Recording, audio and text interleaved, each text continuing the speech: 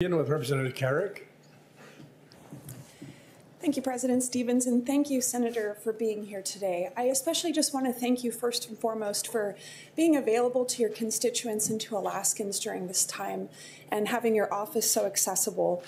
Also today for acknowledging the many ways public and private sectors support each other. I'm very grateful for your words on that. Senator, my question relates to the construction probability for an in-state natural gas pipeline.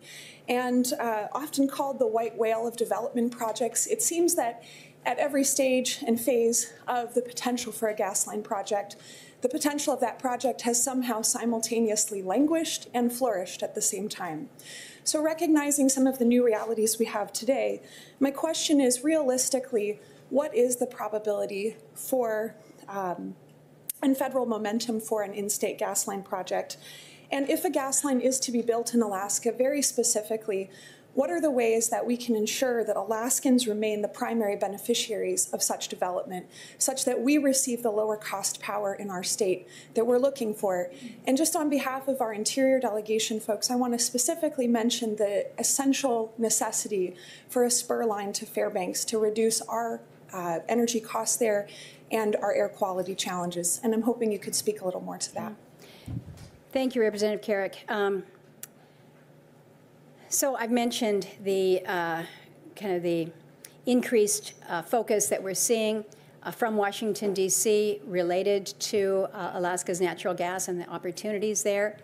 I would be not honest with you if I suggested that that relates to an in-state line. I think the administration is really looking at this more through the lens of what can be done to work towards the balance of trade.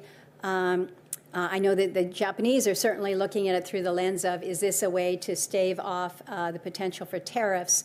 And so as Alaskans, there's not as much focus on us, right? It's where is your market? We've always known that the market for Alaska's gas is not just confined here. It's what is available for the broader market. And that market has never been a domestic U.S. market. It's been the Asian market. So having that aside, an Alaska-specific line that addresses our needs is one that that hasn't gotten, I think, the same level of attention as a bigger line designed for export.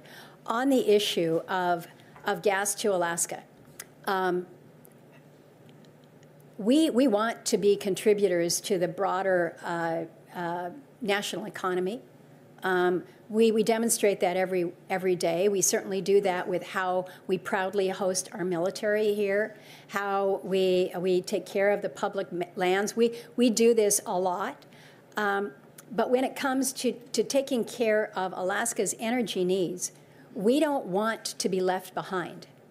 And I thank you for the comment about the spur line to Fairbanks. And I know Representative Stepp has a bill out there that would focus on the spur.